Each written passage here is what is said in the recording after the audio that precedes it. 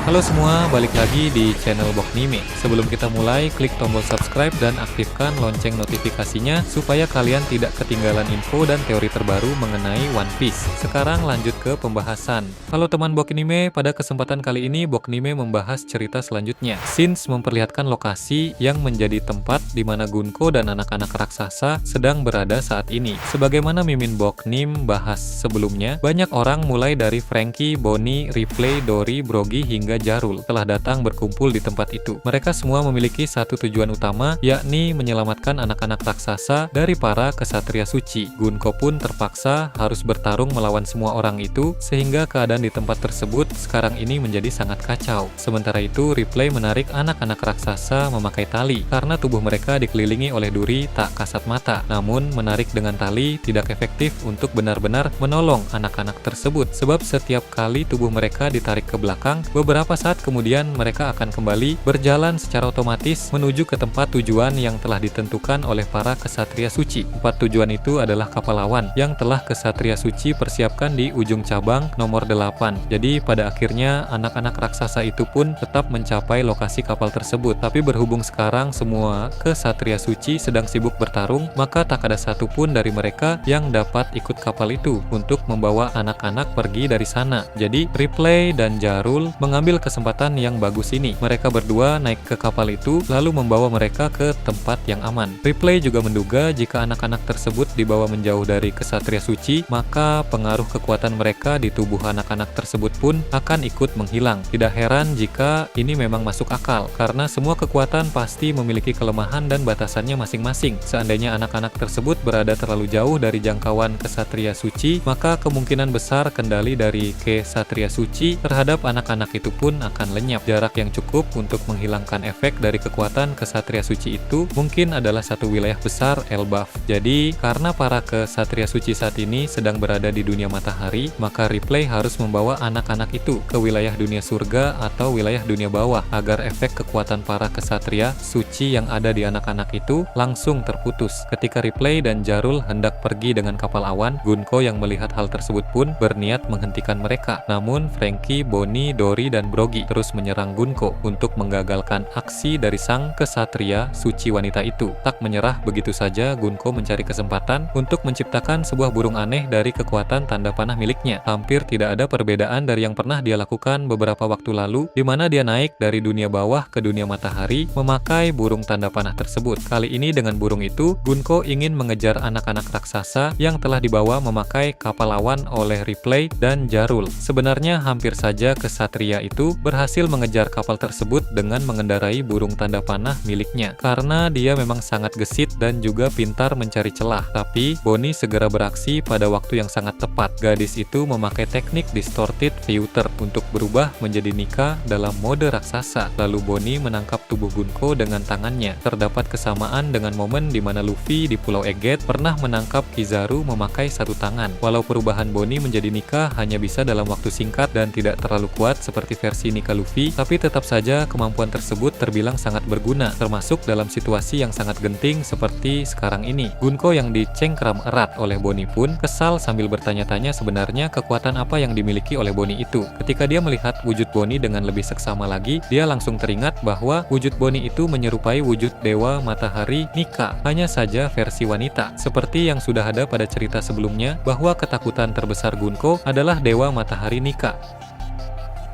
Fakta ini terungkap ketika beberapa waktu yang lalu Somers bertanya soal ketakutan terbesar Gunko. Jadi di sini Gunko yang menyadari bahwa yang sedang menangkapnya itu menyerupai dewa matahari Nika, mulai ketakutan dan mulai kehilangan fokus, sehingga kekuatan dan pertahanannya saat ini mulai menjadi melemah. Bonnie yang melihat Gunko melemah langsung membantingnya ke tanah, sehingga Gunko mengalami beberapa patah tulang dan luka fisik lainnya. Namun tentu tulang-tulang yang patah dan semua luka Gunko itu bisa diregenerasi kembali. Namun dari raut wajah Gunko terlihat tertekan secara, namun hanya fisik Gunko saja yang bisa pulih. Tidak dengan mentalnya, hal itu masih terguncang akibat ketakutan akan Dewa Matahari Nika di hadapannya itu. Jadi, selama Bonnie masih berada dalam wujud distorted future Dewa Matahari Nika, Gunko masih akan terus terdiam. Perlu kita ingat lagi bahwa waktu perubahan Bonnie dalam wujud Nika hanya sebentar saja, sehingga jika waktu perubahan wujud Nika Bonnie habis, maka Gunko akan kembali mendominasi pertarungan. Beralih ke tempat lain, diperlihatkan Luffy dan Loki bersama bersama dengan bajak laut New Giant Warrior telah naik dari dunia bawah sehingga sekarang mereka sudah berada di wilayah dunia matahari. Orang-orang itu tengah berlari melewati jalan di depan Kastil Aurus. Jika mengikuti jalur biasa, maka di ujung wilayah Kastil Aurus nanti mereka harus memakai kapal awan untuk melewati desa barat. Lalu dari desa barat barulah mereka akan tiba di area sekolah Walrus. Masih akan membutuhkan waktu belasan sampai puluhan menit lagi bagi Luffy dan yang lain untuk mencapai lokasi pertempuran utama. Hal ini tidak mengherankan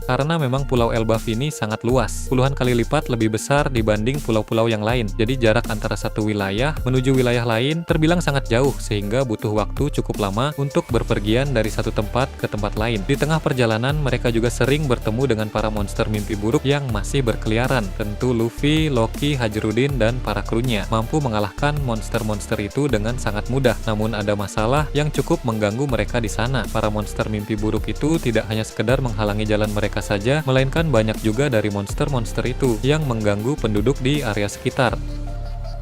Monster-monster itu merusak rumah warga, menimbulkan kehancuran besar, dan membahayakan banyak orang di sana. Tidak semua penduduk Elbaf bisa bertarung. Ada raksasa yang dibekali kemampuan bertarung, namun ada juga yang tidak bisa bertarung sama C+ kali. Sehingga keadaan dari orang-orang yang tidak bisa bertarung itu saat ini berada dalam bahaya besar. Hajrudin tidak bisa membiarkan hal itu terus berlangsung. Jadi dia meminta Luffy dan Loki untuk pergi lebih dulu ke area sekolah Walrus. Karena Hajrudin dan para krunya hendak mengatasi masalah yang ditimbulkan oleh para monster di tengah pemukiman warga itu. Hajrudin mewarisi kebaikan dan kebijaksanaan dari Raja Harald, sehingga tentu dia langsung bertindak ketika para warga itu berada dalam bahaya besar. Berpindah ke tempat lain, cerita memperlihatkan Fujitora bersama dengan pasukan angkatan laut telah semakin dekat ke area sekolah Walrus. Seperti pernah dibahas sebelumnya, mereka memang sudah tiba di area dunia matahari sejak beberapa waktu yang lalu. Armada besar dari angkatan laut itu diperintahkan oleh Akainu untuk menangkap bajak laut Topi, Jerami, dan memastikan misi para kesatria suci tidak mendapat gangguan kru Yonko. Sebelum melangkah lebih jauh, Fujitora memakai Kenbun Shokuhaki-nya untuk melakukan deteksi dengan jangkauan yang sangat luas. Dia pun bisa merasakan aura-aura misterius yang dia yakini milik para kesatria suci. Kemudian dia juga bisa merasakan aura dari orang-orang lain yang berasal dari para kru Luffy, sehingga Fujitora tahu di mana saja mereka berada saat ini. Ada juga aura sosok kuat yang merujuk kepada Skopper Gaban. Tak sampai di sana, lebih jauh lagi Fujitora pun bisa merasakan aura keberadaan Luffy yang sedang dalam perjalanan menuju ke area sekolah Walrus. Fujitora juga tahu di samping Luffy sedang ada sosok raksasa yang sangat kuat. Walau belum bisa memastikan, tapi Fujitora dapat menduga bahwa raksasa kuat itu adalah orang bernama Loki yang dulu sempat menghebohkan dunia 6 tahun yang lalu. Dia pun memberitahu kepada para marinir bahwa si Topi, Jerami tengah bersama dengan sang pangeran Loki. Sebagian marinir merasa ngeri ketika mendengar Yonko Luffy dan Loki si raksasa terkuat sedang bersama-sama. Mereka sangat takut jika dua sosok kuat itu bekerja sama dalam pertempuran di Elbaf ini. Para marinir itu tahu reputasi menakutkan Loki pada masa lalu, dan mereka juga tahu reputasi mengerikan Luffy yang saat ini sedang sangat naik daun. Fujitora pun meminta para anak buahnya itu untuk tenang dan melaksanakan misi ini dengan baik. Dia juga mengingatkan bahwa Loki statusnya adalah seorang bajak laut, seorang kriminal berbahaya yang bounty-nya masih aktif hingga saat ini. Jika dia menghalangi angkatan laut, maka jangan ragu untuk melawannya juga. Fujitora bilang ini memang bukan misi yang mudah, tapi mereka tetap harus mengerahkan seluruh kemampuan mereka untuk mendapatkan hasil yang maksimal. Ucapan dari Fujitora itu bisa memotivasi para marinir yang tadinya takut. Sebenarnya selain itu juga Fujitora merasakan aura yang sangat kuat di wilayah paling bawah, yang mana itu adalah Rayleigh. Namun dia tidak mengatakan itu kepada para marinir yang lain karena pasti itu malah akan membuat mereka merasakan ketakutan lagi dan mental mereka menjadi down kembali. Kemudian cerita beralih ke bagian paling bawah Elbaf yang mana Rayleigh sedang berada di sana. Namun dia masih belum naik ke dunia matahari karena masih harus menunggu kedatangan dari para kru Roger yang lain. Tak lama berselang, salah satu kru Roger yang bernama Spencer muncul dengan kapal kecil di sana. Mereka pun berbincang singkat karena sudah lama tidak bertemu. Spencer lalu berkata dia sudah tidak sabar untuk segera naik ke atas karena dia penasaran dengan sosok Luffy sebagai Joy Boy yang baru. Tapi Rayleigh bilang sebaiknya mereka naik begitu semua sudah berkumpul. Spencer pun menanggapi dengan berkata dia bisa merasakan dan mendengar di atas sana sana sedang terjadi pertempuran. Rayleigh pun tahu tentang hal itu karena dia juga bisa merasakannya dengan Ken Bunshoku Haki miliknya. Meski begitu, Rayleigh bilang kepada dia, untuk sementara percayakan saja dulu kepada orang-orang di atas sana. Gaban dan bajak laut topi jerami pasti bisa mengatasinya. Rayleigh juga ingin memberi panggung dulu untuk Gaban beraksi kembali karena Rayleigh tahu bahwa Gaban tidak suka jika pertarungannya diganggu. Jadi alasan mengapa Rayleigh belum naik ke atas sana bukan hanya karena menunggu kru Roger yang lain, tapi dia memang bukan tanpa alasan, namun semua itu untuk mengelabui para musuh yang berada di Elbaf. Rayleigh sudah mengetahui watak Gaban yang selalu marah jika dibantu dalam sebuah pertarungan. Dulu juga ketika Gaban bertarung 1 lawan 1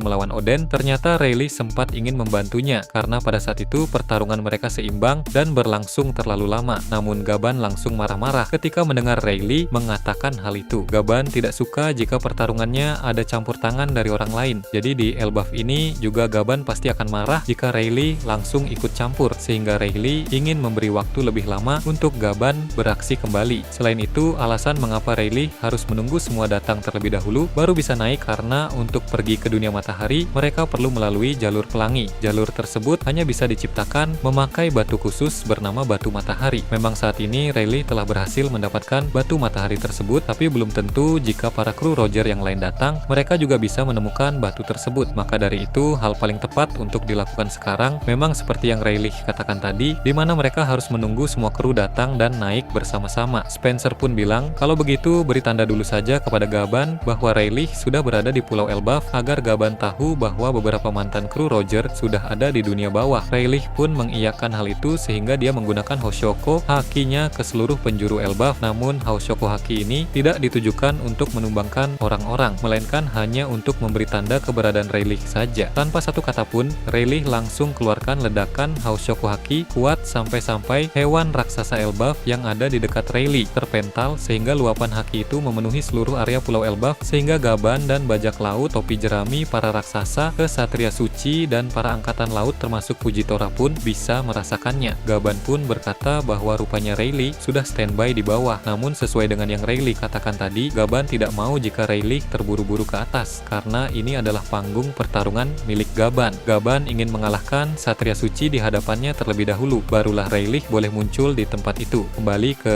area sekolah Walrus, kelanjutan pertarungan dari Zoro dan Sanji melawan Somers dan Gillingham masih terus berlanjut. Mereka semua saling serang dengan memakai teknik kuat masing-masing, sehingga keadaan sekarang ini menjadi semakin panas. Somers dan Gillingham pun kesal karena dua orang itu benar-benar mengganggu misi para satria suci. Selain itu, karena tadi mereka merasakan ledakan haki dari Rayleigh, Somers dan Gillingham pun mulai panik karena mereka tahu bahwa Hoshoko Haki itu berasal dari musuh. Di sisi lain, Zoro dan Sanji masih ingat bahwa haki itu milik Rayleigh karena dulu di Pulau Sabaudi mereka juga pernah merasakan seperti apa aura Hoshoko Haki milik Rayleigh. Zoro dan Sanji pun berkata, lagi-lagi muncul